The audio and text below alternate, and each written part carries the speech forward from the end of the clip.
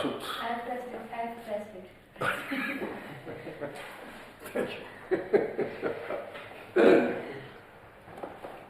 So we know already this one. Given 2 points, they are each has a neighborhood which does not contain the other. No, that's T1, right? Then we have 2 points, and each of one they have disjoint neighborhood. That's T2, but you never say T2. That means Hausdorff. And now we have the third one. So we have a point and we have a closed set. Closed. Then we have disjoint neighborhoods. So this is T3. So this means, again, given a point and given a closed set which does not contain the point, they have disjoint neighborhoods. And finally, we have 2 closed sets.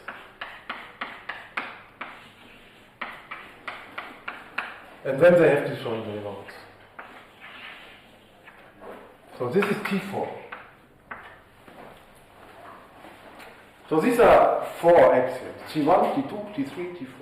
There are more, but these are this is important, and these are the 2 most important. Unfortunately, that's trivial, okay? But otherwise it does not work. T3 does not mean, because we have a point and a closed set, okay? Hausdorff, we have 2 points. But if we don't know that points are closed, we cannot apply T3, okay? And there are examples of spaces which are T3 but not Hausdorff. Okay, so that's a problem. So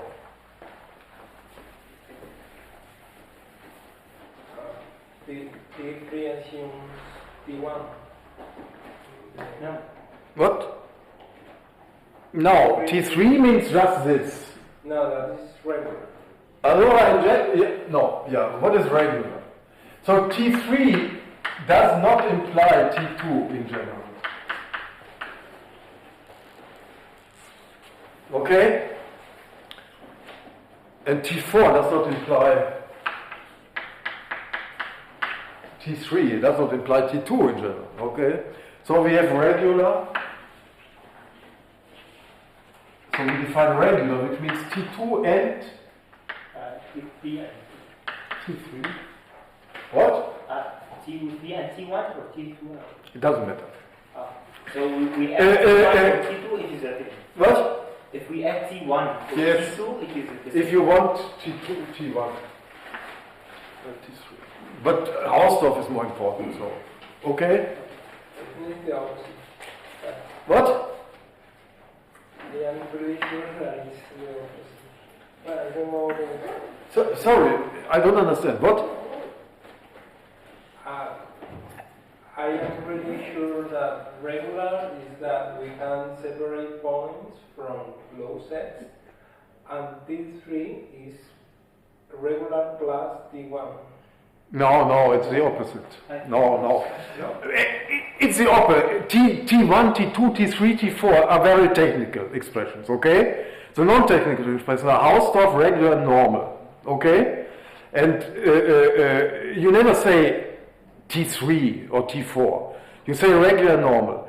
And regular means T1 and T3, and normal means T1 and T4. No. That's impossible. I think it is sometimes defined as we say.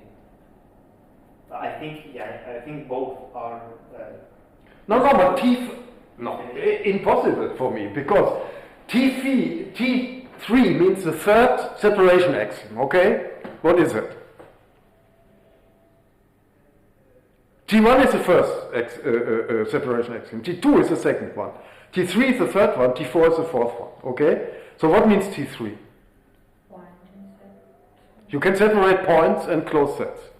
That's a separation axiom, okay? And then regular means T3, and then you add Hausdorff or T1. Maybe in some book, but that has no logic, because these are separation. These are 4 separation axioms, okay? And this is a T3 separation axiom. So you would call this regular, this, and then you call T3 regular and never saw. Well, I don't know. I mean, I'm not working in general topology, but forget about that. That's not. That's also not logic. There's not a good logic behind. Okay, these are the 4 separation axioms. Okay, and then regular means, and then we have that normal implies regular implies Hausdorff. That's these are the good names, okay? Normal, regular, and Hausdorff. By definition, no. Because Hausdorff means points are close. Okay. So these are the separation axioms. And now they are important because, as you will see immediately, because there's a proposition, 2 propositions. X metric implies X normal. Metric spaces are normal. That means normal is a necessary condition for metrizability, okay? That means that X metrizable,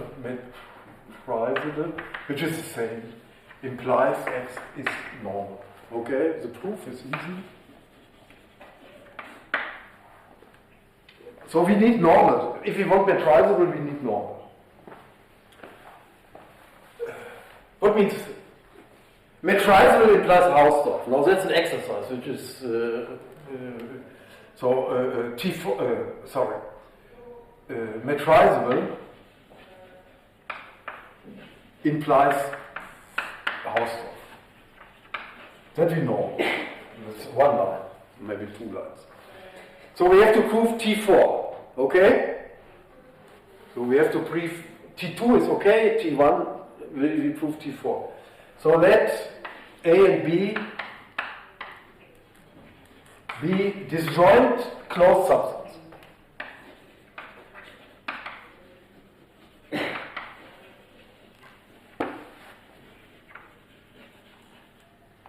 Of X.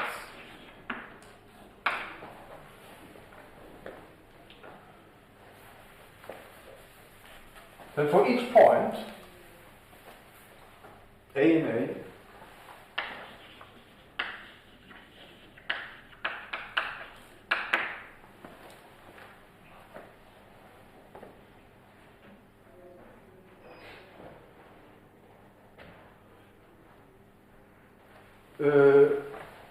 there is epsilon radius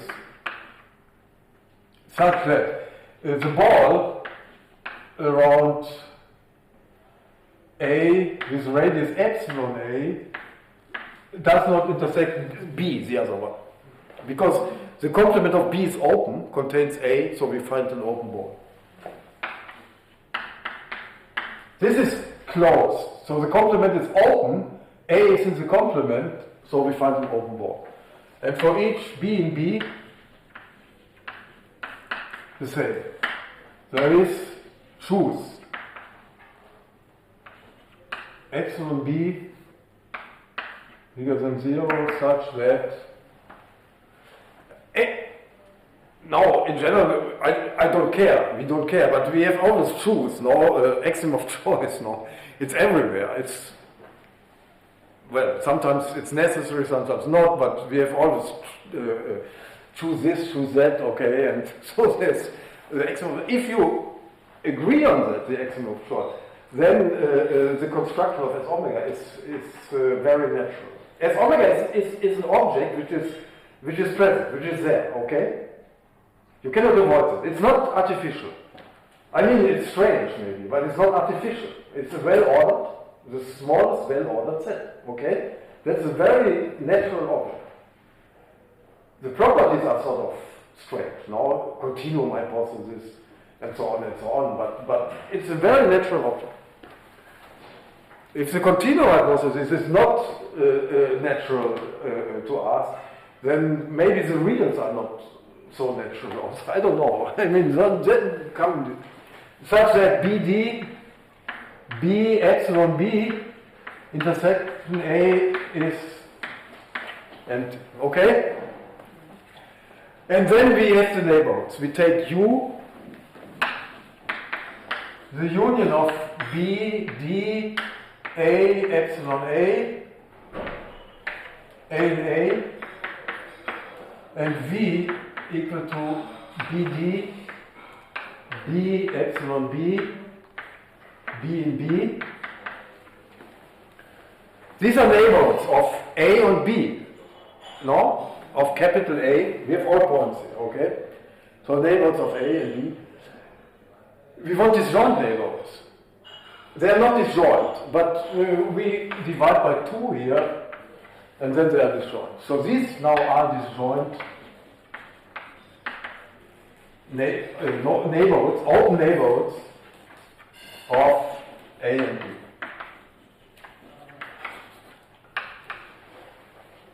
That's a triangular inequality. Suppose, always the same, suppose they are not disjoint, okay? Well, maybe I don't write. If they are not disjoint, we find the point in the intersection. And then it's somewhere here and somewhere here. In one of these and one of those, okay? And then you see that there's something not disjoint, which should be disjoint, okay? So we apply this triangular inequality. You want me to write that, or is that sort of the idea? So if X is in the intersection of A, B, no, A, B, what is it called? U, V, okay? Then X is in BD, it's one of these, A, epsilon A, and it's also in one of these, okay? BD, B, epsilon B. For some A and B, okay?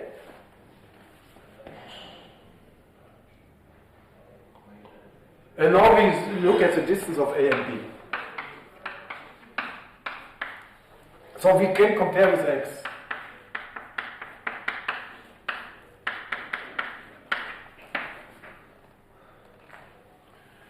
Okay, so this is epsilon A over 2. And the other one is epsilon B over 2. Because we are in this, okay, plus epsilon B over 2.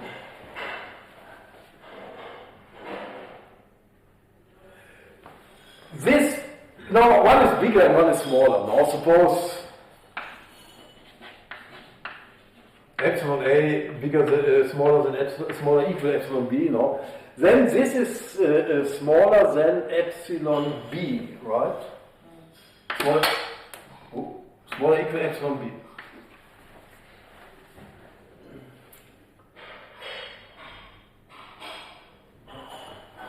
What does it mean? That means that A lies B, D, and A is in the ball around B.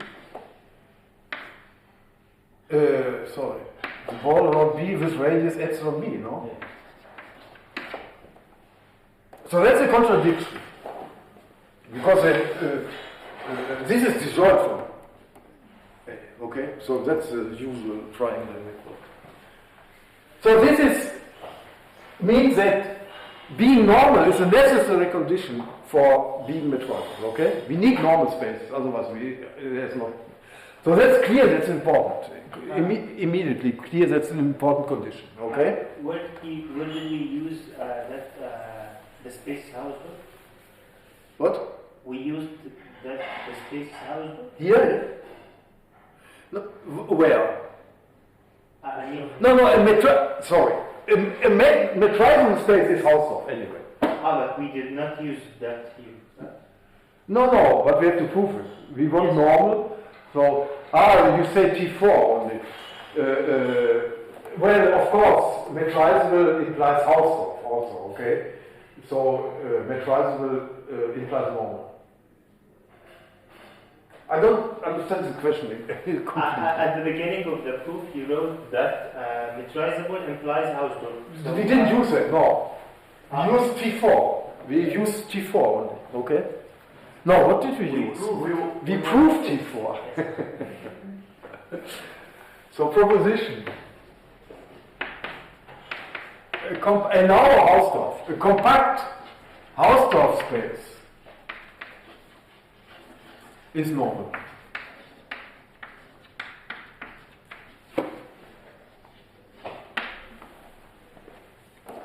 And now you may vary this and say, well, a compact space is T4. Okay? Maybe. I think it's not true. So proof. Instead of, you forget Hausdorff, then you don't have T2. Okay?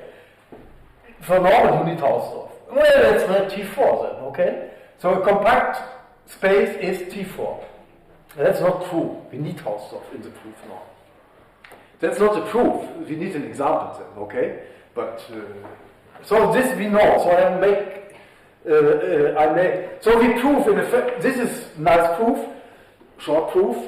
First we prove that T2 implies here T3. So we need Hausdorff, okay? So we first prove X is T3, okay? So I make a picture. That we know, that we did something like that. You will recognize immediately. So T3 first, okay? What means T3? Point and closed. We have to find disjoint neighbor. Okay? So we take A and we take B. We take a point B here, no? We assume T2. So we have disjoint neighborhoods of this and this. Okay? A is fixed.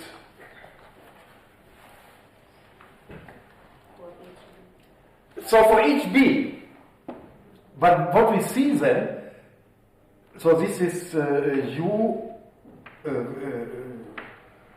V, U, A is fixed, so it depends on B, and this is VB, okay? So these form of open covering, but this is closed in a compact. Closed in compact is always compact. So this is compact. That's it. This is compact. So we have an open covering. So finally many suffice. And then we take the intersection of the corresponding UB. We need a finite intersection. Okay?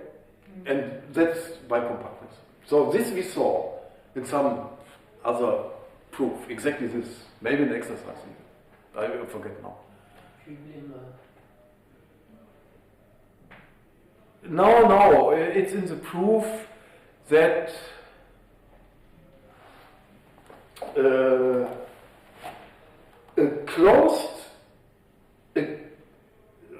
compact subset of a Hausdorff space is closed. In this proof, that's the same proof. That's this proof. A compact subset of a Hausdorff space is closed. Okay? That's exactly this proof. Compact subset of a Hausdorff space is closed. It's the same proof.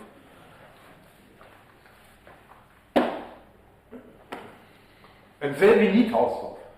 It's not true without Hausdorff, okay? Because we have examples. The final cell complement topology. Everything is compact. But the closed sets, in general, are not so many, okay? So there's a difference between. And then in the second step, here we prove that T3 now implies T4. First, we have T3 now. Here's T2, T3, then we go from T3 to T4. So now we have what? Two closed sets, no? So this I call A, and this is B, and now I take a point B in B. Now we have T3.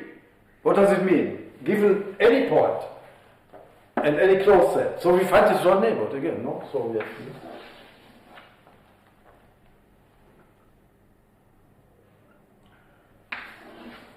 this is, what is this? UB.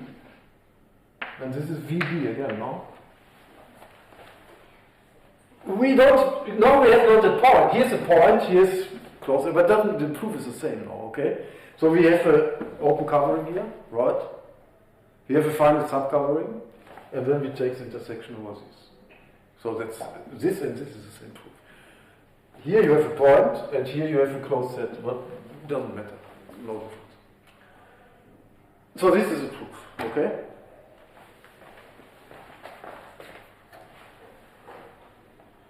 So there's a lemma, small lemma, which I will not prove because it's clear that so X is, now I have to concentrate on T3 or T4.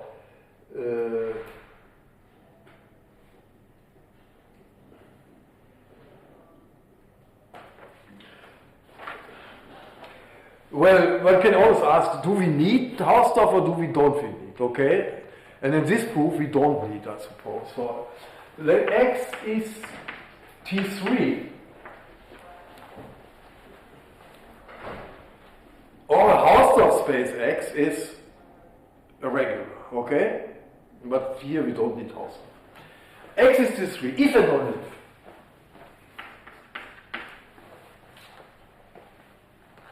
For every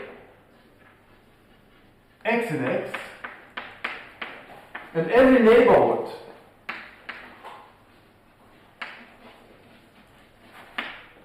U of X, of this point. So we have a point and a neighborhood. There is a smaller neighborhood. There is a neighborhood open. Neighborhoods are open for us. There's a neighborhood V of X such that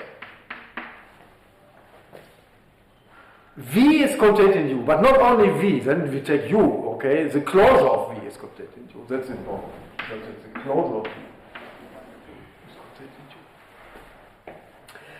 That's the same as T3. And T4 is the following.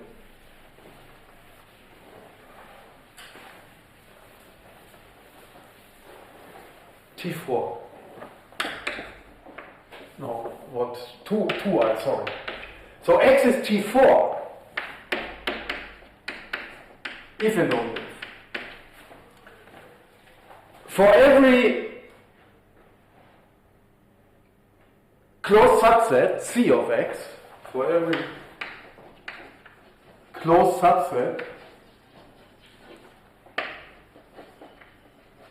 C of X, and every point and every neighborhood, how is it called? U of C.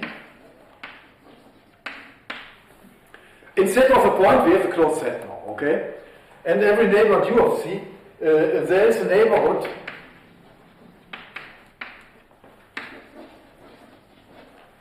how is it called? V of C, an open set containing C, such that the closure of V is still contained in U. This is completely equivalent to the definition of T3 and T4, okay? Well, I will not give the details because it's set theory. So, for example,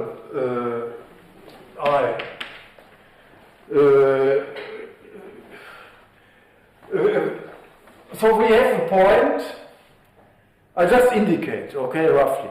We have a point X and we have a neighborhood U.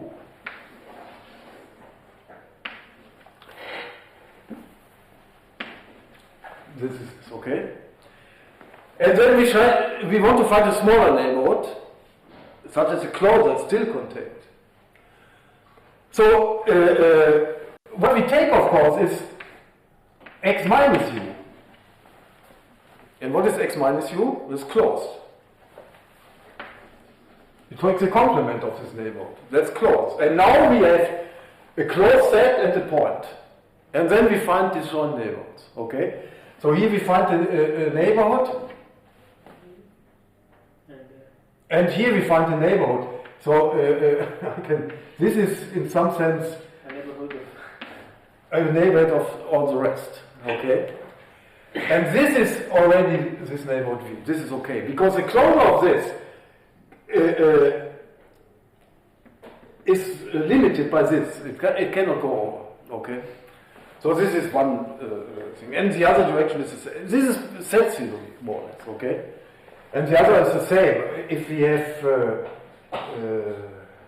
well, okay. So if we have this condition here, then the space is regular. If we have this condition, then this is this, okay? And the other one, it's very similar. You take complements. Or take complements to pass from closed set to open set, okay? That's all. This might be the definition even of T3 and T4, okay? This might be the, but it's not the definition. The definition is in general given by this separation axioms. This. And now comes the, so we use this definition later, okay? Characterization. And now comes the nice theorem. Let's see.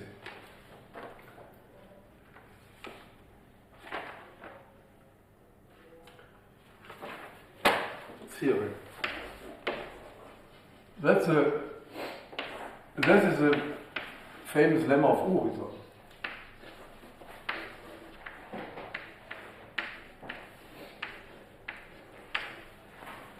What does it say? So we need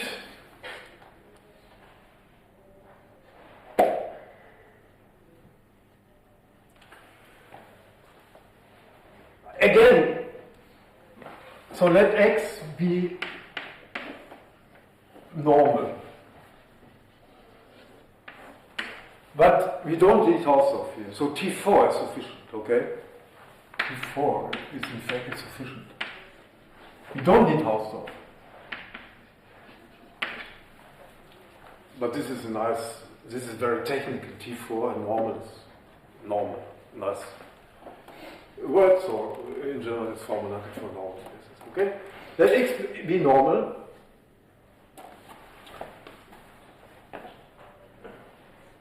And A and B disjoint closed sets in X.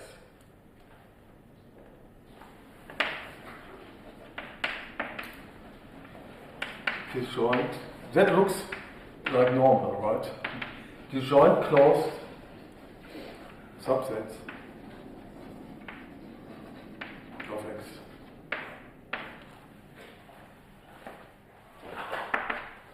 Then there's a continuous function.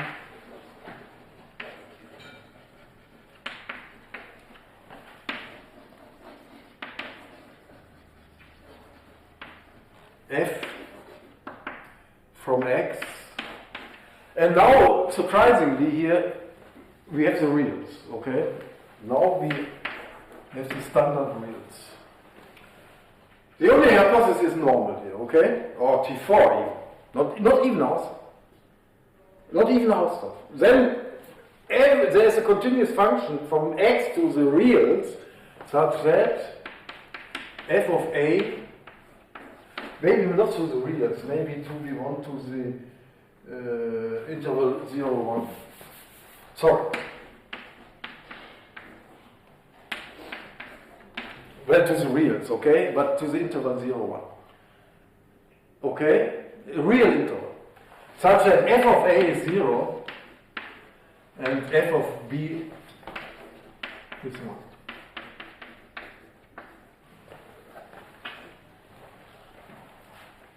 So we find a continuous function given any closed subset, this joint, which is 0 here and 1 here. One says that A and B can be separated by a continuous function, okay, a real valued function. So this is A and B can be separated. There's another way to say the same. Separated by a continuous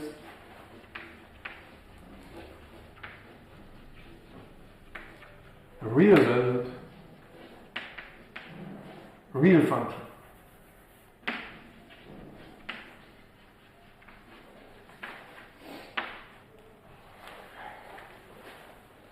Okay? That means this condition. By the way, this implies T4.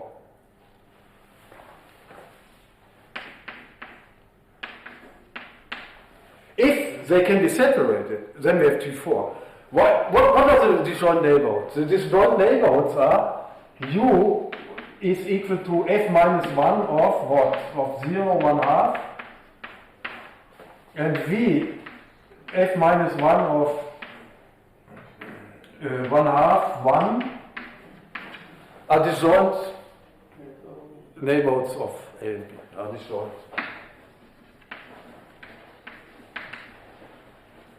neighborhoods of A and B.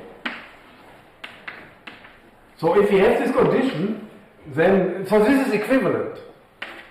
One direction is trivial, okay? This is equivalent to T4. And the other is a Urizon lemma, okay?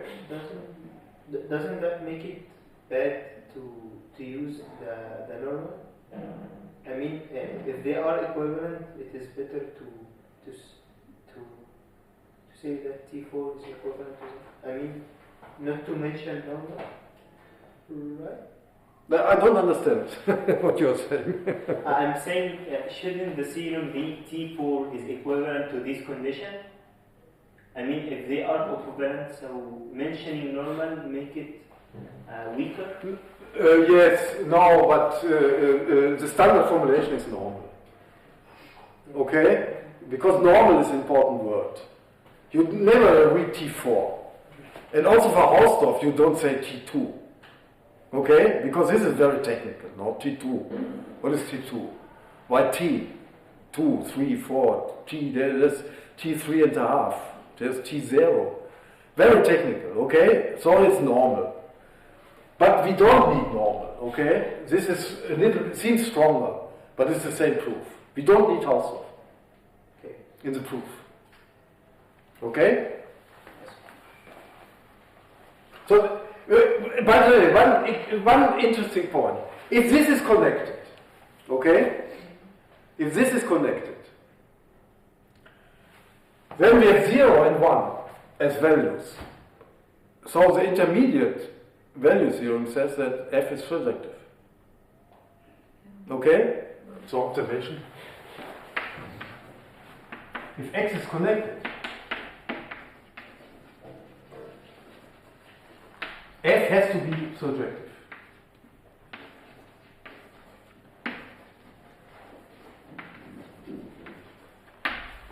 By the intermediate value. Okay? We have 0, 1, so we have everything in between. That means we need all real numbers here in the proof. Okay? We need all real numbers. We cannot avoid anything. We are in the real numbers and we need all. Because the fraction which we construct, if it's connected, okay, we have in the image everything, all real numbers.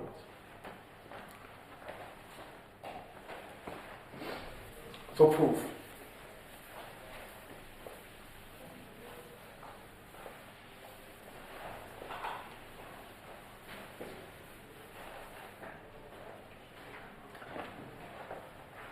By the way, there's now, here it says you can separate it with joint open sets by real functions, okay?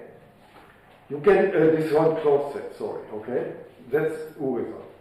You can separate disjoint closed sets by real functions, right? That's the theorem of Urizon. You use T4, okay? We need T4 on normal. Now we have T3 on, let's say. And then what you suspect is you have a point and a closed set, and you can separate by function which is 0 in the point and 1 in the closed subset. And that's not true. That is not true. For two closed sets, yes, but for a point and a closed set, T3 is not sufficient.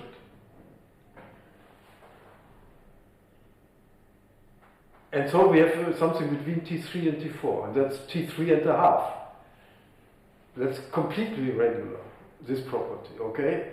So for normal, it's okay, but for regular, it's not okay. There's something between regular and normal, that's completely regular, okay? And that's also important in general topology, just as a remark, okay? It seems here everything goes, no? Also with a point, okay? But there's not the same. So that's why there is something which is called T3 and a half between T3 and T4. Exactly this proof. This is a nice proof. So let P, we need all real numbers in some sense. So let P, this is a completion of Q, no, of the rationals. So we take all rationals. So we take Q, these are the rationals. So we take all rationals, okay? All rationals. We will define. So I did here first. For each P and P, this is the notation of the book. An open set UP in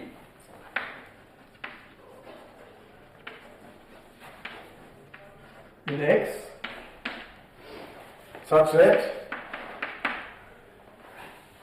an open set UP in X such that for each P and P, okay, we have UP such that the important condition is here, and we will see why this is the crucial condition, such that UP closure is contained in UQ if P is smaller than Q, PQ in P, okay? This is the condition which we want. So for each P in P, we want to define an open set UP. For Q is UQ, okay? If P is smaller than Q, then we want this condition. And we will see that this implies continuity. We need this for continuity. This is not sufficient, okay? We have to separate. We will see that in the proof. So this is the first step, okay? It's also clear why. These are the levels, okay? So in some sense, the proof is we have to construct a function to 0, 1, okay? A is level 0. Level 0, okay? Which is like a crater, okay? And so in the middle of the crater, there's level 0. And then on the outside, it's level 1, okay? And then we have to go up between 0 and 1, right? Climbing. Okay, from 0 to 1. Okay. And the higher we go, the set increases, right? Yes. Okay. They increase. If Q is bigger, it gets larger. But not only larger, we need this condition. It also contains the closure, not only the set. Yeah. Otherwise it's not continuous. That's also clear, because I can immediately show you why this is cool. So we have this A, and then we go up, okay? This is level 0. And then we have the outside here, no? This we want level, so what is this? This is B, no? That's level 1. B should have level 1, okay? And now we have these intermediate levels. This is a level, this Q or P, okay? That's where more or less a level, but only rational, no? For the moment. Then we need reals. So if this is one of these U, okay? This is one of these UPs. Then we take something larger, and we have this situation that the larger UPs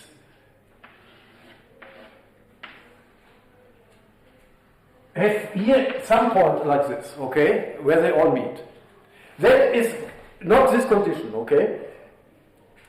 What means in this point? There is no continuity, no? If you now go down from here to here and you come to this point, you fall down. Is that clear?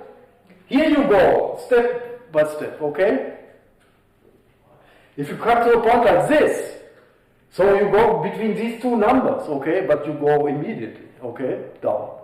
So if you come to this point, if you go here, then in this point you fall down, right? It's like this, okay? Yeah. And that's not continuous.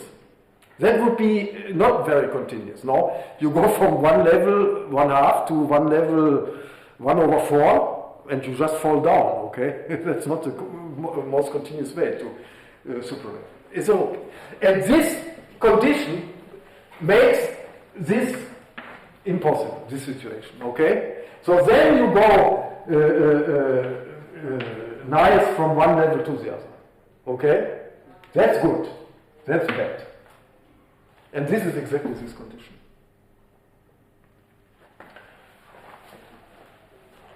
Okay? Yes. Why do we have the opposite which satisfies this condition? Why? Because we prove it now. You have to prove it, okay? So proof. This is the first step. Okay? So proof.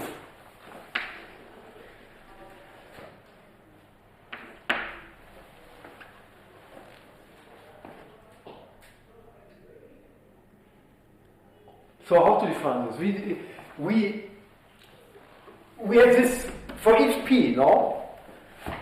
We need some. This is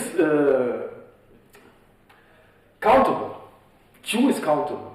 That's the main point here. So we need induction, recursion, okay, to define. We need some, and this countable is okay for this, okay? So we have to order P in a sequence, okay? So order, what is a good word in English?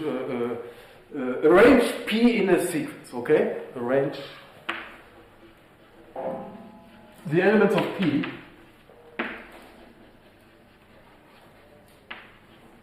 in a sequence. This is possible because it's countable. So first element, second element, third element, doesn't matter. Only the first two I want to fix, okay? Starting with 0, 1 or 1, 0.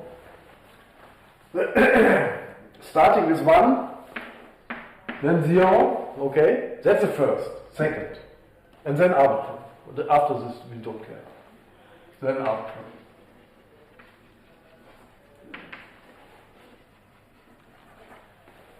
These are obviously two rational numbers in the interval. So we start with 1, then we do the next with 0, and then we don't care. So we define recursively, okay? And we define UP recursively.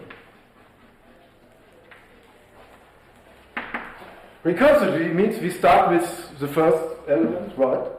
Then the second, then the third, and so we go on, okay? If we have, okay. So U1, what is U1?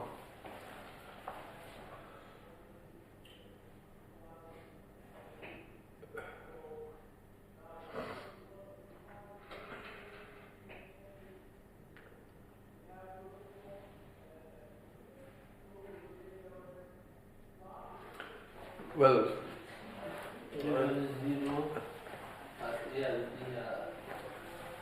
so we have A and B, okay? We have A and B. So x minus B is the neighborhood of A.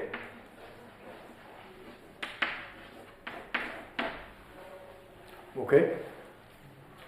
Because B is closed.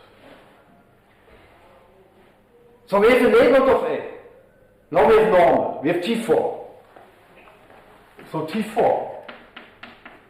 This is the lemma. That's, we take the other definition from the lemma. There's a neighborhood, a smaller neighborhood. That's U1. Okay? There is a neighborhood.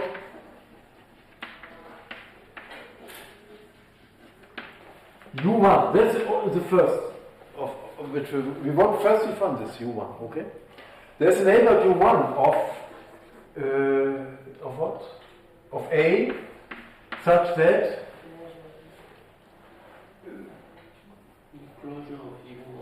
the closure of U1 is still contained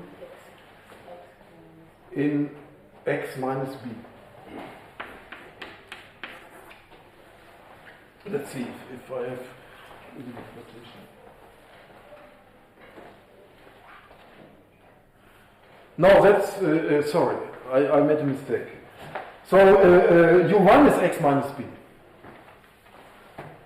This comes in the second step. Okay, then arbitrary. We define U1 equal x minus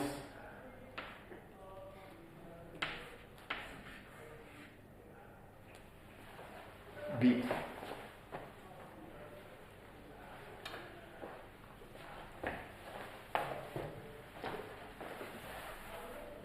We define UP recursively, however.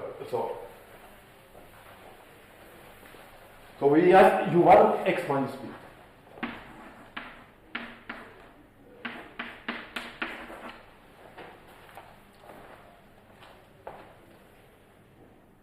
So here we have,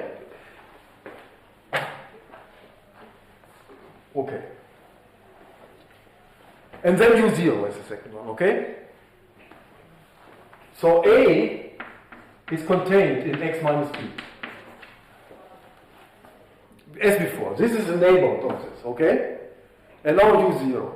So so T3, no, not T3, T4. The lemma implies there's a neighborhood, and that's U0, okay? There's a neighborhood. And this is U0. This is the first one we have. And now we get the second one, okay? So there's a neighborhood U0 of A such that the closure of U0 is still contained in U1, which is x minus B, no? So this is the condition, no? 0, 1. So for the first two, it's okay.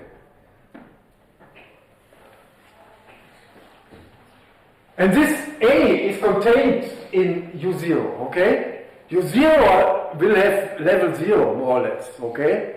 So A will have level 0, because it's in U0, okay? It takes a minimum or something like that. Least upper bound. No, least lower bound. Inf. Well, we will see. The condition is this. That's what we always want. Okay, now suppose we have already defined for the first P, for the first N, or something like that. For what? How many? For the first N. Suppose then that UP is defined already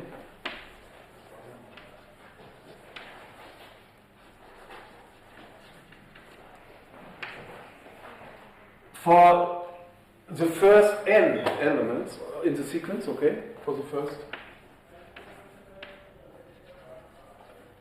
n elements, P1, Pn, in the sequence.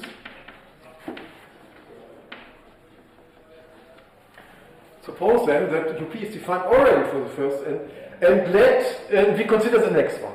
Okay, Pn plus 1, but in the book he gives the name R. And let R, doesn't matter. So this is Pn plus, this would be the next one, right? Be the next one. It's called R in the book, okay?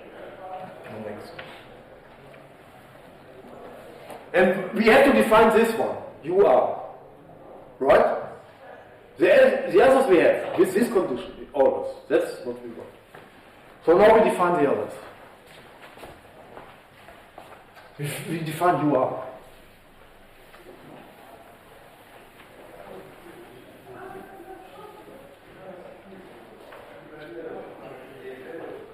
So I make a picture. We have 0, 1.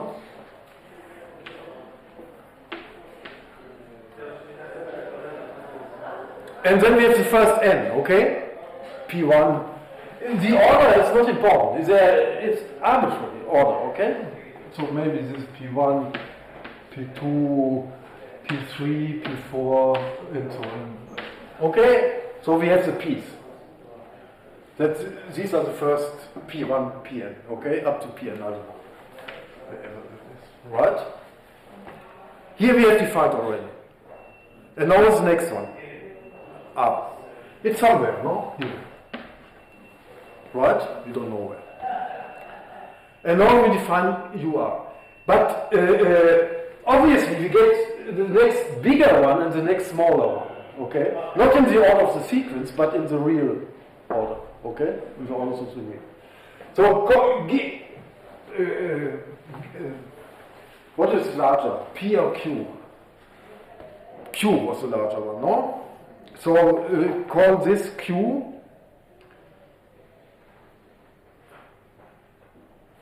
Let me see if this is the notion of the book. Yeah, right. So this is P and this is Q.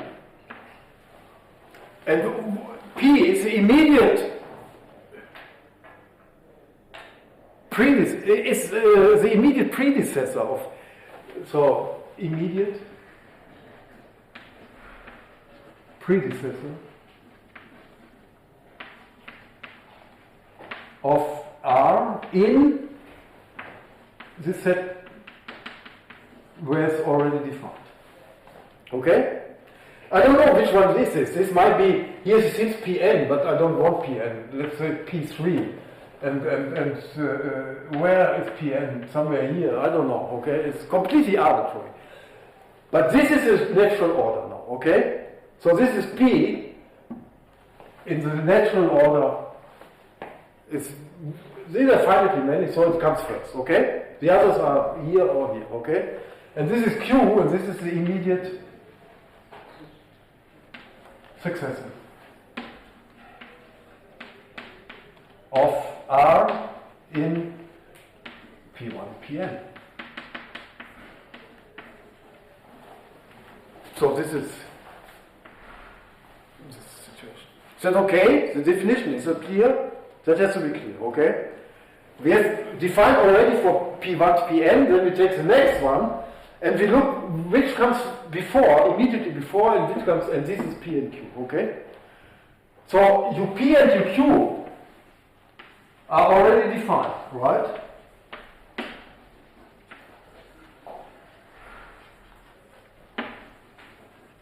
Because they belong to the first n. Also satisfying this. Such that UP closer is contained in UQ. Yeah, exactly.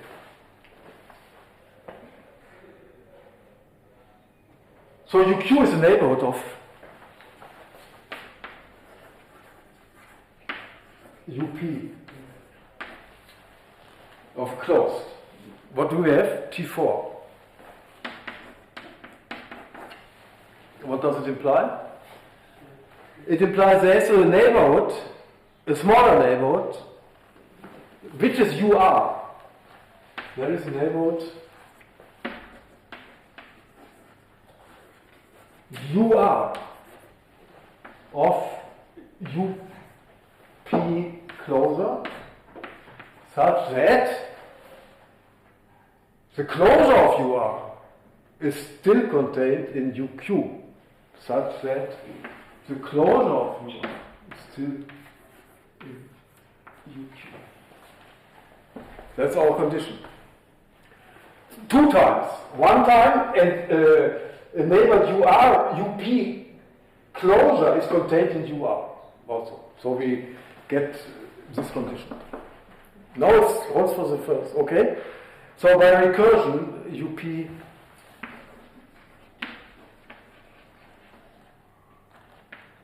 by induction, UP is defined for all P and P. Such that this condition holds, okay? And now we define it for all rational numbers, so that also, so we extend, so let, because then I can define the function easier, okay? Let U for a real number now, okay, which is called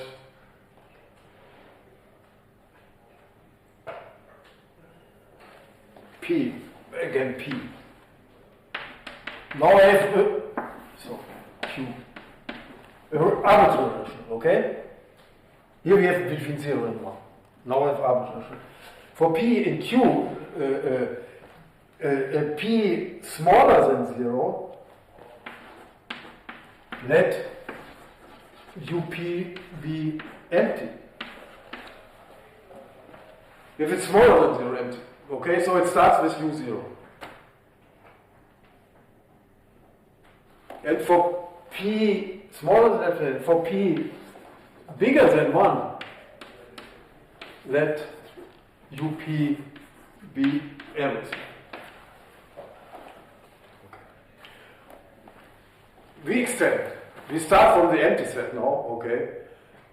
If we go to 0, we have our first non-empty neighborhood, U0. That's the neighborhood of A, right?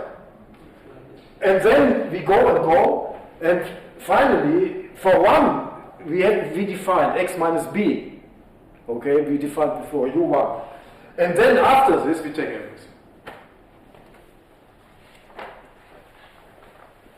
So now, UP is defined for all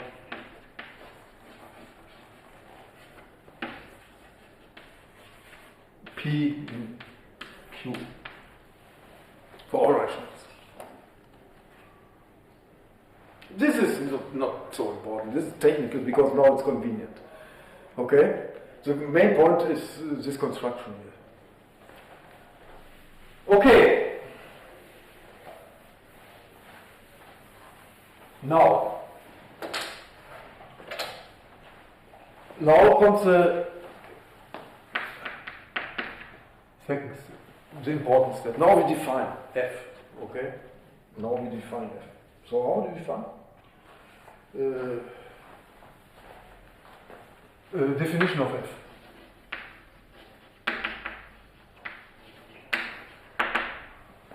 So we take a point, x in x, and we have to define f of x. Let qx, this is not the rational, this is a normal q, okay? Q of x be all P in Q such that x is contained in UP, okay?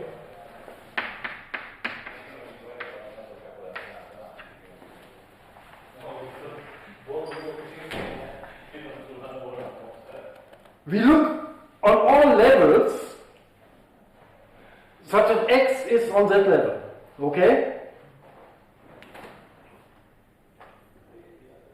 And then we define f of x No, it's clear.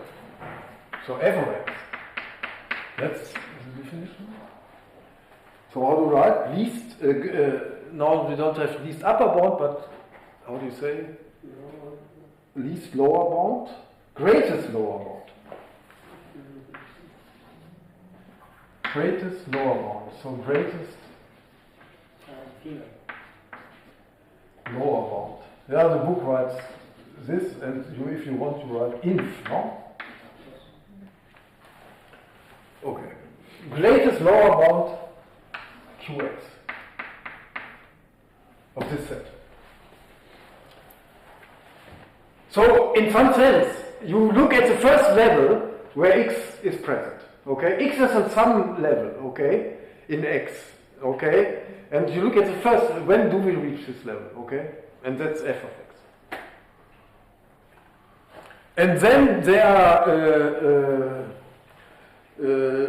then. Well, maybe I'm not going to do all details now because it's a question of time, no? But this is, now we have the definition of f, okay? Then, first of all, f of a is 0. Right? It's empty. It starts as empty, okay? And the first set that's not empty is u0, and that contains a. So it's 0. Okay? That's clear anyway. And f of b is 1. Why is it 1?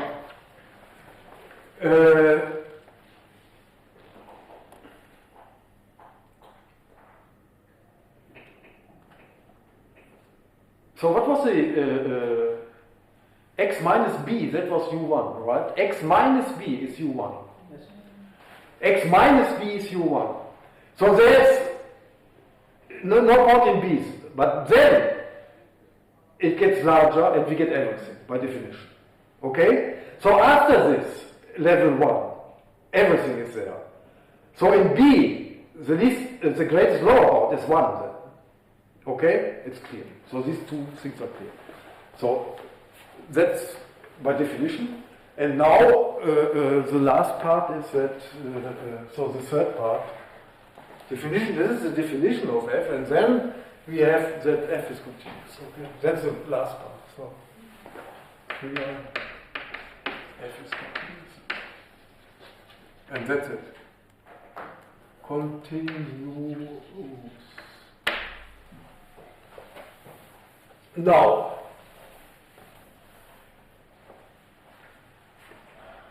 we can do.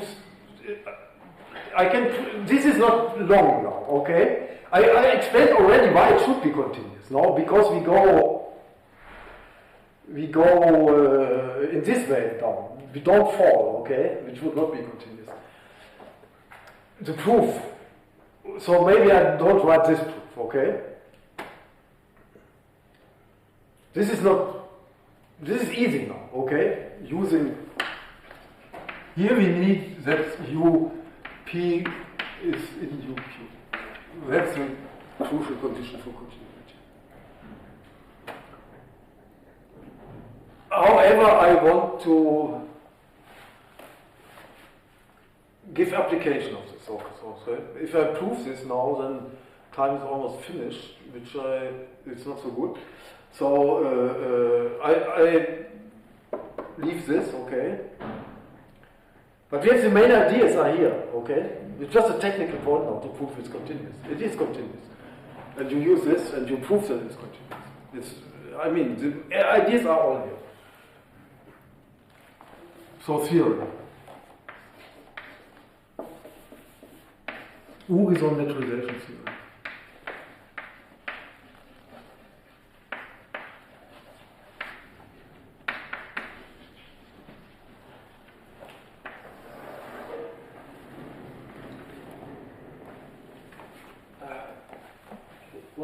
What is the name? How it is pronounced? U-R-Y-S-O. No, not the letters. I mean, how to pronounce it. Horizon. Oh. Horizon. Which nationality? Well, He's from Russia, okay? He's from Russia, but that's not a typical Russian name. He's Jewish from Russia, okay? So that's a typical Jewish name. And this is German also, this Sohn, okay? Means son of Uri. Okay? Uri Sohn. That's German. This, like Swedish, based on Sohn, okay? Somebody is from Russia here? No. From some ex-Russian, I forgot. Nobody from Uzbekistan. Uzbek. Yeah, that's one of the. You speak Russian? Right. Huh? In the past, there was one that got over Russia. You had to speak Russian, right? You had to learn Russian. Yes. Okay. Anyway, it's not a typical Russian name, of course. Yes, No? it's not. It's son of Uri, okay? But he's from Russia.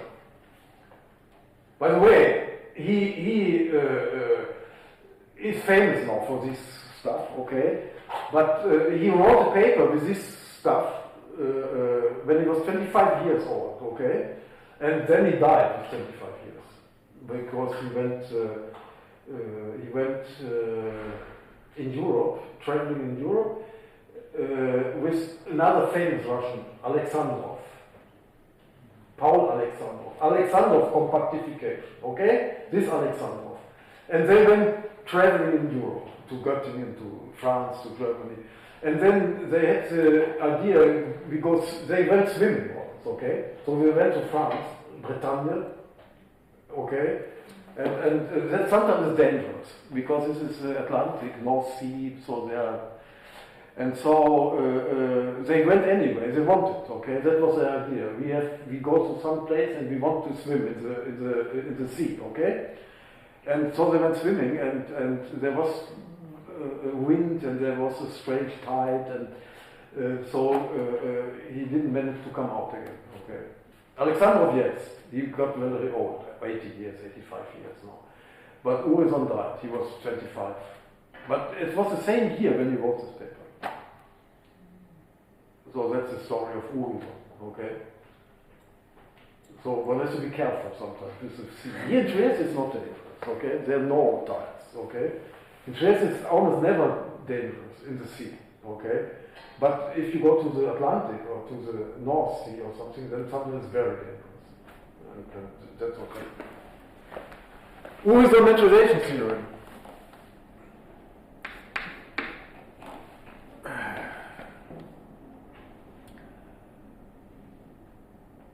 A normal space, so we know normal is necessary, right? We need normal. A normal space with a countable basis, so second countable, okay, with a countable basis.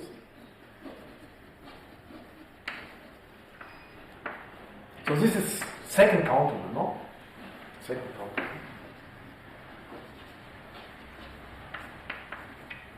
Is which one?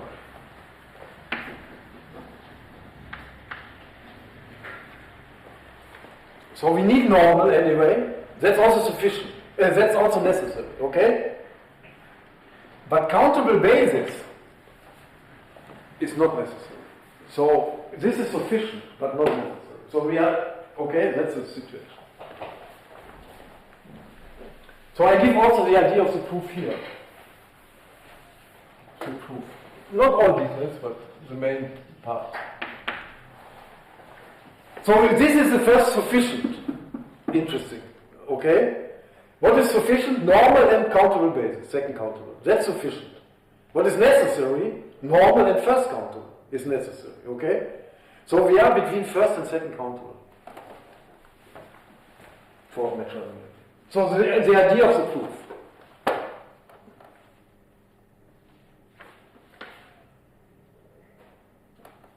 There are other applications, by the way. One famous application is the Tietze extension theorem also. That's another well-known theorem, which is also a consequence of Tietze extension theorem, but that's also. Oh, by the way, he didn't write normal, he writes regular, okay? But we need normal, we need his lemma, Urison lemma. And regular and countable basis implies normal. But I don't care about that, okay? So it's in general regular and countable basis, but then it is normal. That's not so difficult, okay? That's not what we want. So I write normal immediately, okay? So proof, idea of proof. So we have a countable basis. Where is it? So we have a countable basis. So let Bn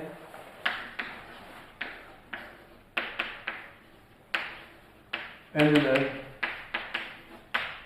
be a countable basis.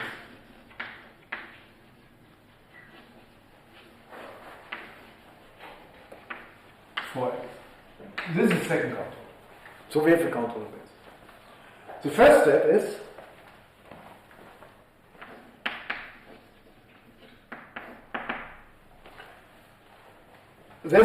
there exists a countable collection of functions. There is a countable collection of continuous functions, a countable collection of continuous functions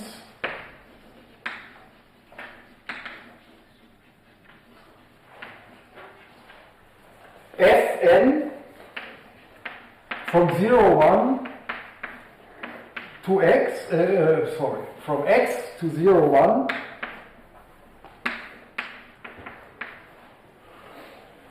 Fn from x to 0, 1 with the following property, such that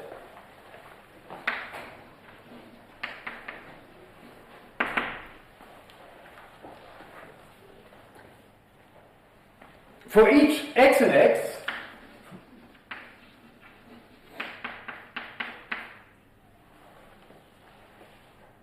and for each neighborhood u of x, and each neighborhood u of x,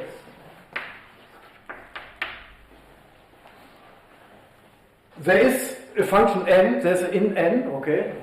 There is n in n such that Fn of the point, let's say, is 1, and Fn of the neighborhood, this is x. What is the neighborhood? U. And in x minus u, it's 0. So it's 1, and that's like this kind of function. Not which okay, here it's 1 in x, and here outside this neighborhood, it's 0, right? This kind of function. Like, how do you say? Glocken, I forgot the English name. How do you call this in English, this kind of function? So you have in the church upstairs these large things now which give. I forgot the English word. Campana in Italian. You know what is campana? Yes. No. Who is from Spanish speaking? Campana is clear? Bell, yes. Bell. Well, but they're not called this bell function. That's not the name which is used. So there's some other name. Anyway, it's this, okay? Yeah, bell. Ma bell, these are the big, right, in the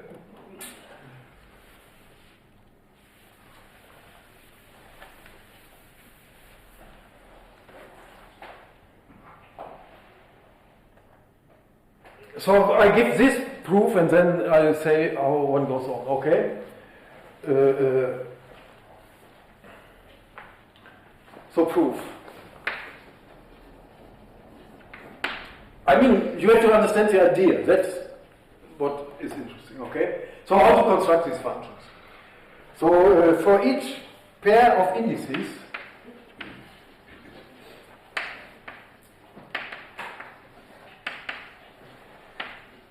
n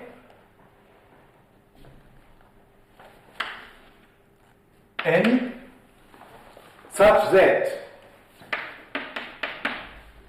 b n, the closure of Bn is contained in Bn.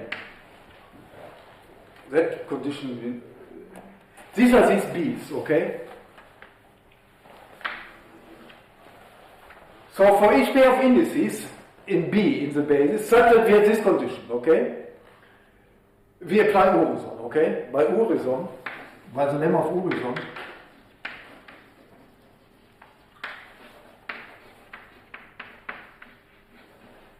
there is a continuous function f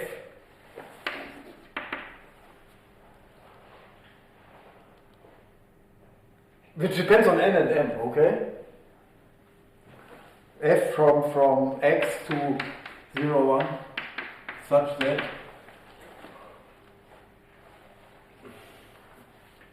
f is 1 here, okay? F of Bn is 1. And f of the other closed set is x minus Bn. So here it's 0. That's Urison, okay? We have two disjoint closed sets, this and this. So we get a function which is 1 and 0 on the other. Okay? That's Urison. And this is a countable collection. This is a countable collection of functions, okay? Because we have two indices, n and m, but it's countable, still countable, okay? So this, we need this condition. So maybe I prove that. This is exercise, so I don't know where to write.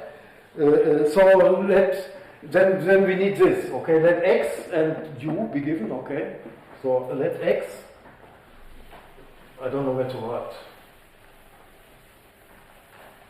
So let x be in x and u a neighborhood as before, no? A neighborhood of x.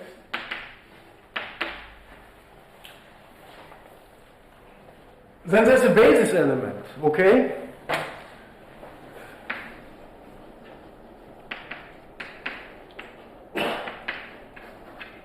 Maybe m or n, I don't know, I will see at the end, okay? When I write.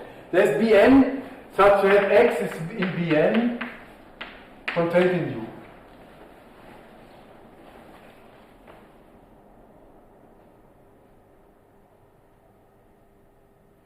So this is m, I suppose. Because this is this one. We have to construct this one, no?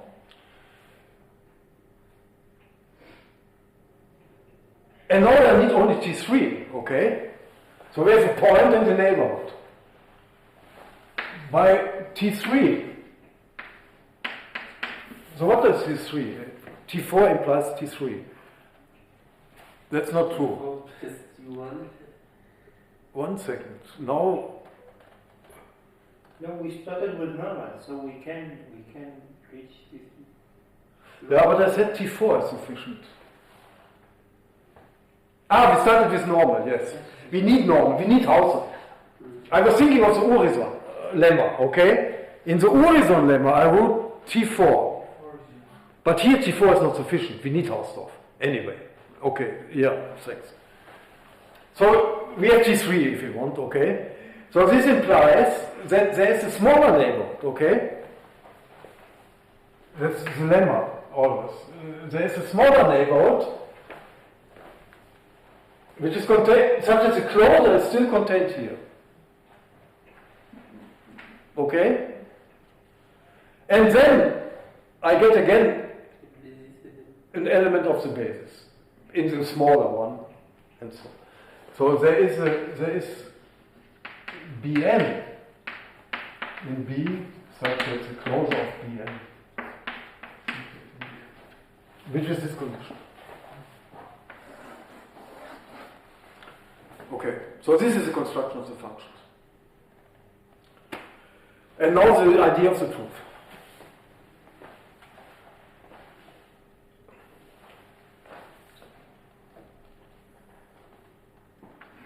That's a nice idea. So second step.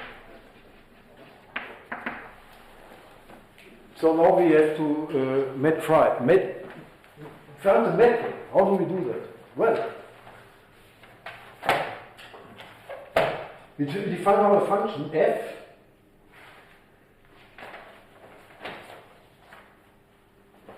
F, yeah, also in the book. F. So define f from x to. Now we have countably many real functions, okay? So we take R omega.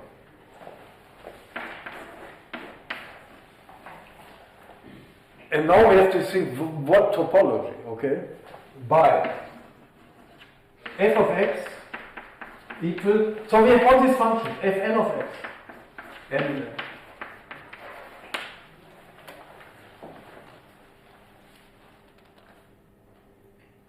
so what topology we want? Let's take the product first, okay? So the idea now is the following. The idea now is that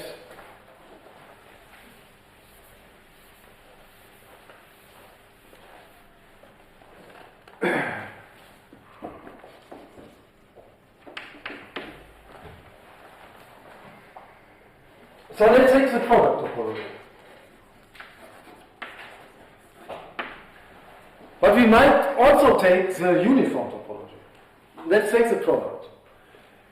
So then F is a homeomorphism onto its image.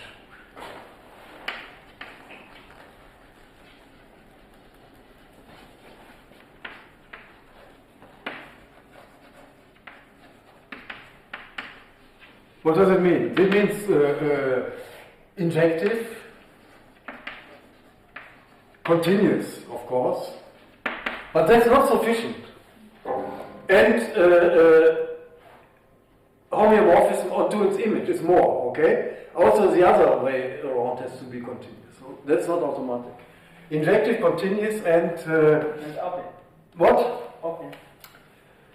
Yeah, open to what? Open to f of x, not to x. Yes. To f of x. Yeah, that might be okay. Not to x, okay? Because open in x and f of x not the same, okay? We need open in f of x. We have only open. Yeah. It's a homeomorphism, okay? And then we are done. Why are we done? Because R omega is metrizable.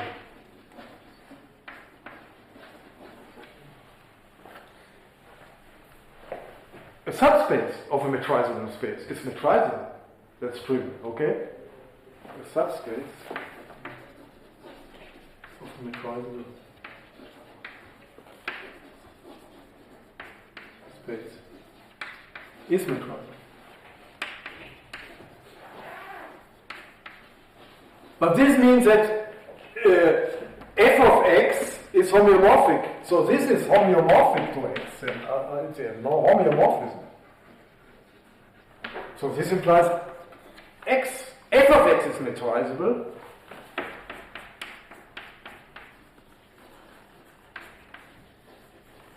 Well, but this is x, okay? So x is metrizable.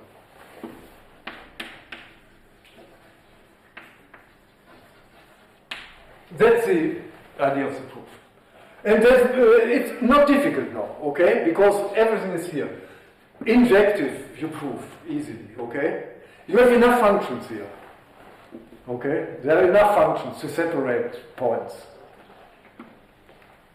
Continuous is trivial, no? Because the components are, no? And then you have to prove it's open onto f of x, okay? But that I will not prove. So this is everything. That's the whole idea. That's the metrization theory. After we Yes, I'm listening. f of x is metrizable because it is homeomorphic to R omega, right? No.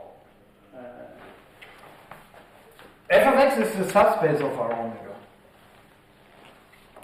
Our omega is metrizable, Yes, okay. right? Uh-huh. That's a theorem. Our omega is metrizable. Yes, okay, Okay? Yes. Our omega, we prove, is metrizable. That's not immediate, okay?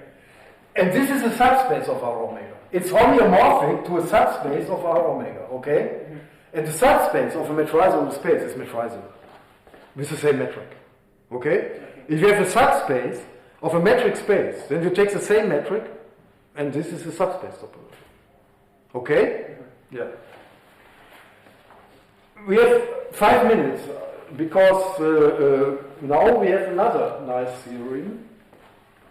So this is the main idea, okay? These are the ideas. And what is injective is easy. Continuous is immediate, okay? Here one has to concentrate a little bit, okay?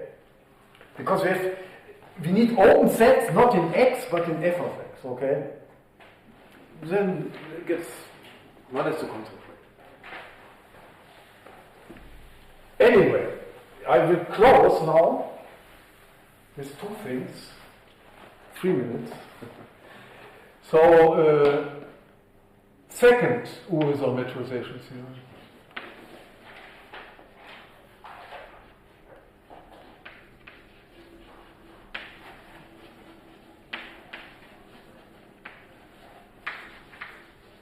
So maybe this was the first. This is the Urisow metrization theorem, no? And now the second Urisow metrization. This is nice because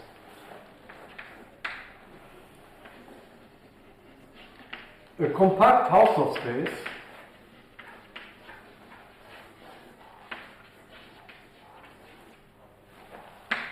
is metrizable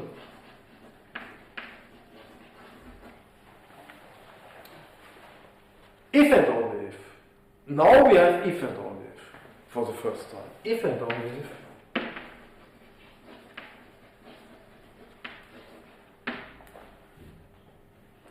A compact Hausdorff space X is metrizable if and only if X is, so what do you expect? Second countable.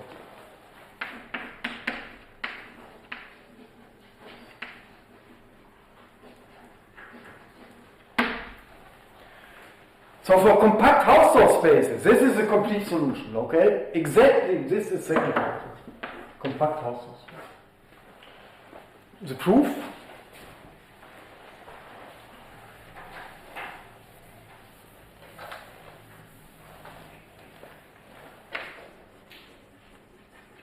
So we have two directions.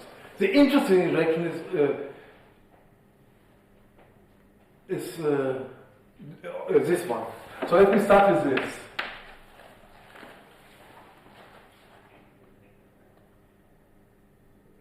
So X is compact Hausdorff. So X is compact Hausdorff, right? What does it mean? Normal. X is also second countable, okay?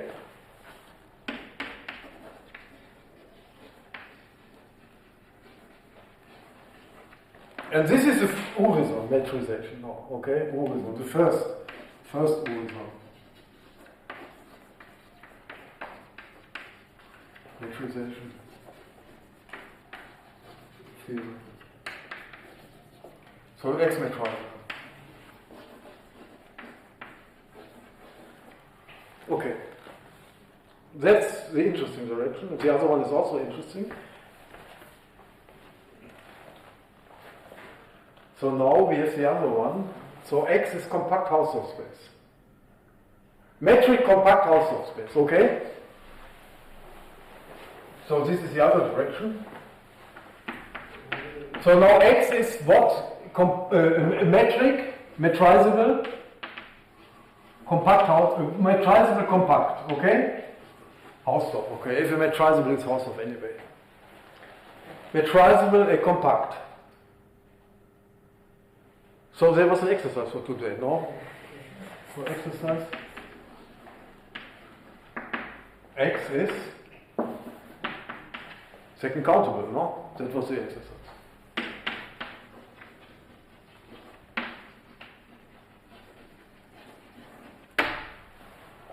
That's exactly the exercise.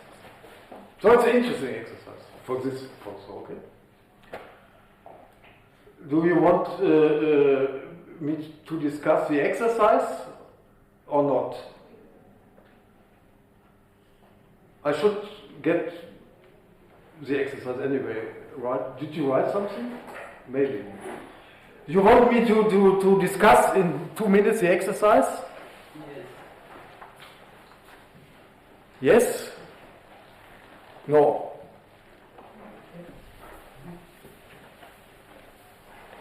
So the exercise, what does it say?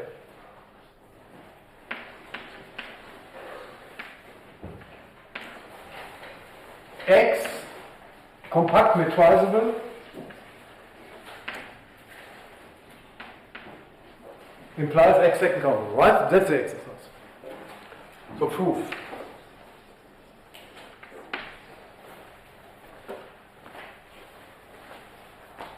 So that's a hint in the book. Now, what was the hint? So Bn is an open covering. Let Bn be a finite. What was the hint? A finite covering by ball, or a finite covering of X by balls of radius 1 more. A finite covering, okay? Why does it exist? Because it's compact. And then B is a union over Bn, n in n, right? So this is countable.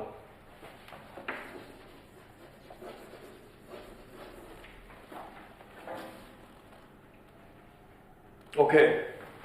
And this is a basis. So B is a basis. B is a countable basis. So B is a countable basis for X. So that we have to prove, right? That's the exercise. So what does it mean? We apply the basis recognition theorem, right? Always in this situation. So we have a point and we have a neighborhood U, and we should find an element of B which contains a point that's contained in U, okay? Right? Then it is the basis. That's a lemma, proposition, which I call sometimes basis recognition theorem, right? So what? First of all, we have a metric space, so we get a ball, an open ball. So I take an open ball.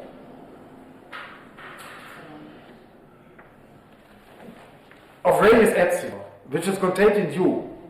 But I take immediately radius epsilon 1 over n for some n, okay?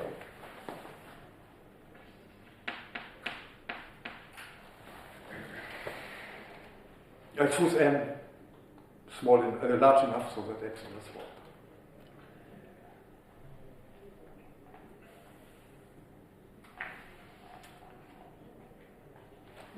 So let me make it a bigger picture.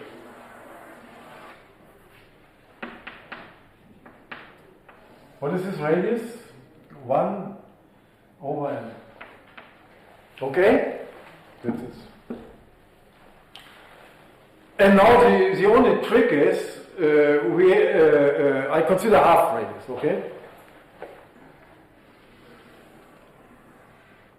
So this is 1 over 2.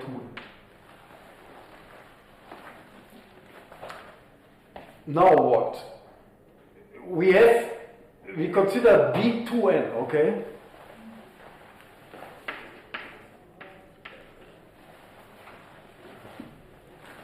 These are balls of radius 1 over 2n.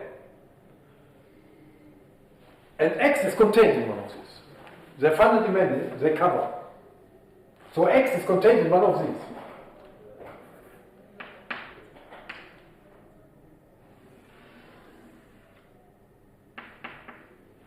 Okay?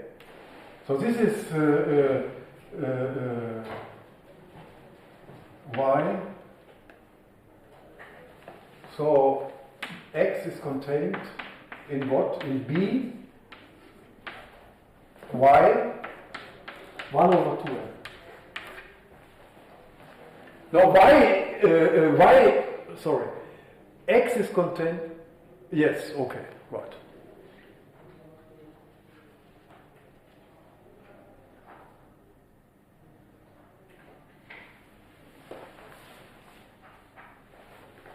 And this is in B2, okay?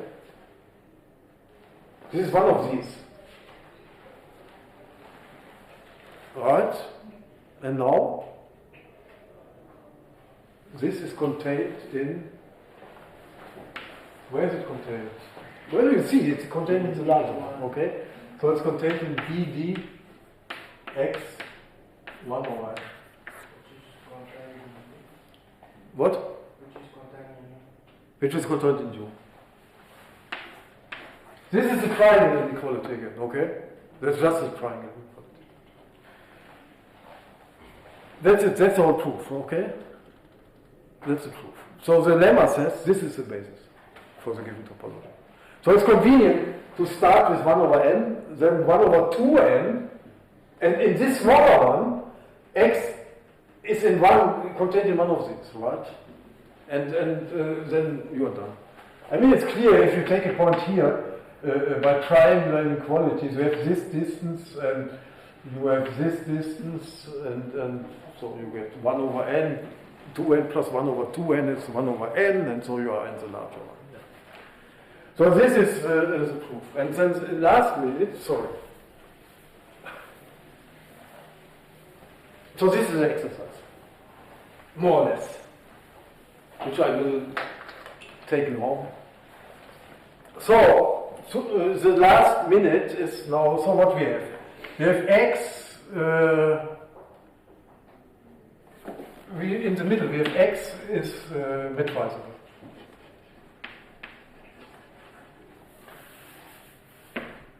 What does it imply? That implies x is normal.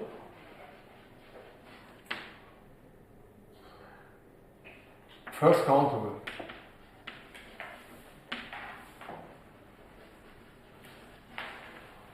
Okay. Metrizable space is normal, that we proved today, and it's first countable, okay? Because that's the definition almost.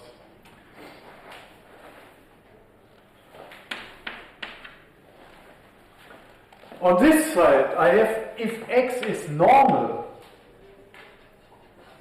and second countable.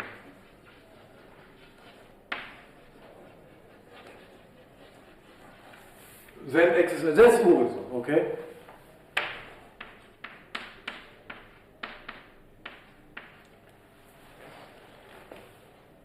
Right?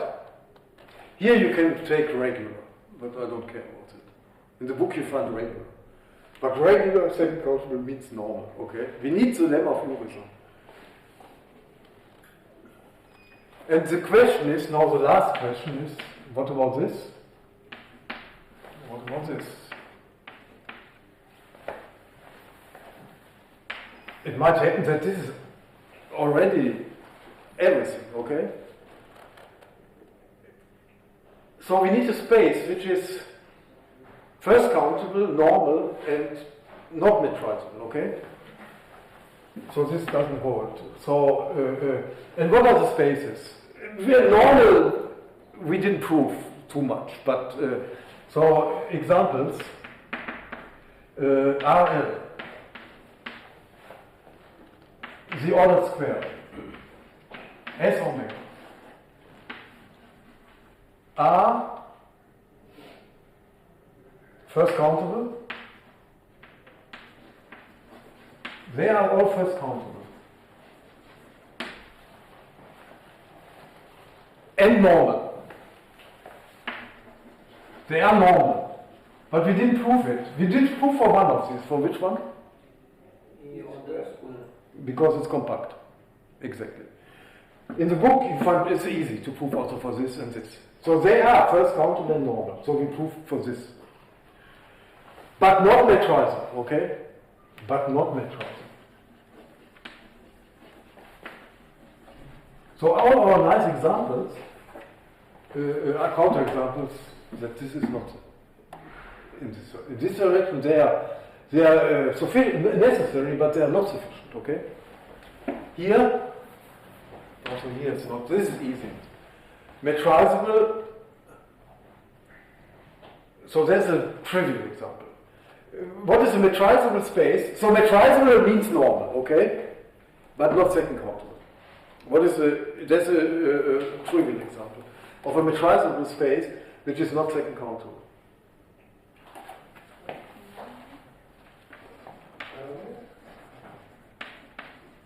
Sorry, a metrizable space which is not second countable.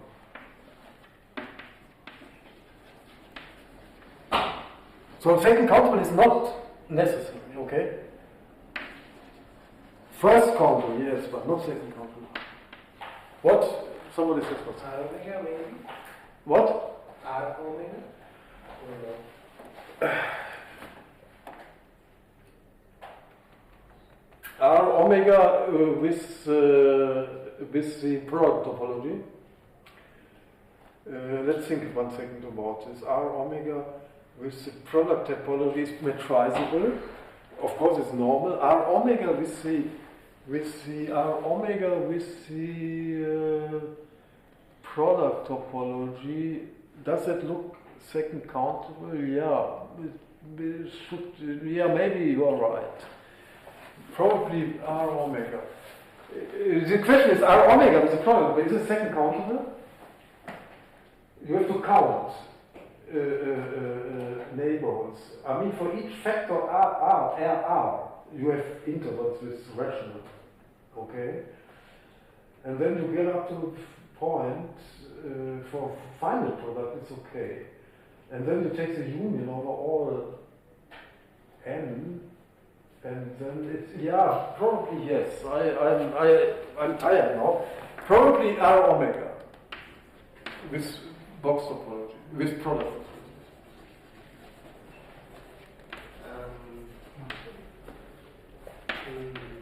No, I think What? R omega, I think it's Uncountable number of union of uncountable sets. If they are uncountable, I think it's again. Union of countable sets, which are countable, remains countable. Yes, countable. Yeah. So yeah, that looks like true, right? Yes. Yes, exactly. Yeah. Probably is right. Yes. Okay. Because a countable union of countable sets is countable. Okay. So you have Rn plus 1, Rn plus 2. In R omega, you have always reals after this. Okay. So you take for n and then the reals. Okay. The n plus 1, then the reals. N plus 2, then the reals. And what you get for each these is things countable. Okay. Basis. And then you take the union of, yeah, R omega seems to be a good example, yes. But there's a much easier example.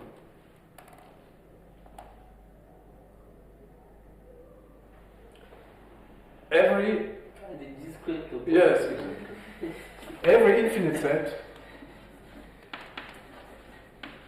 with a discrete topology. That's metrizable, right? With a discrete topology. No, not infinite set. Every uncountable set. Uncountable set with a discrete topology. Because in every basis for discrete topology you need points, all points, okay? And there are uncountable many points, so you have it's clear, okay? So this is a very easy example, okay? This is a more interesting example of the product topology. It is metrizable, it is normal, but it is not, it is, what, now I get confused.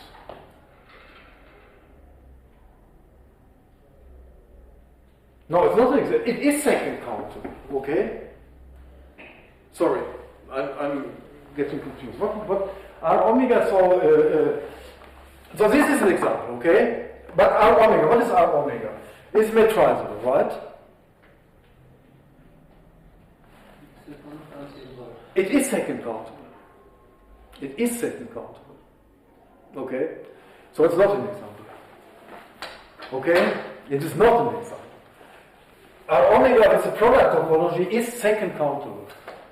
Therefore, this union of countable, okay, it remains countable. Countable union of countable. So our omega with the product topology is second countable. So it's not a counterexample. Then you have our omega with uniform topology. That's a metric space. With the uniform topology, is it second countable? Maybe that's not. Well, you can think about it. I'll give it in the example. And then the uniform topology is also good, right? Our omega is a uniform. It's metric. It is normal. Metric is normal. Uniform topology, is it second countable? Our omega is a uniform topology. I don't know. I'm tired. No, and we can take Rj with the uniform topology. It's always metric, okay? We have the uniform metric. So we can take R to index set. And if the index set seems to be too large, then it doesn't look so second countable, right? So maybe some example Rj with uniform topology may work, okay? With uniform. If you take this big enough, then maybe it's not second countable, right? Uniform topology. So this is the question. We end this question. Okay, so that's the end. Now I'm. So it's a good point to end. Okay, these are interesting theories. No? They're beautiful, but they're important. I don't know, but they're very nice theories.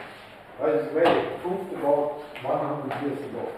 Always on 1925, something like that, okay? So more or less 100 years.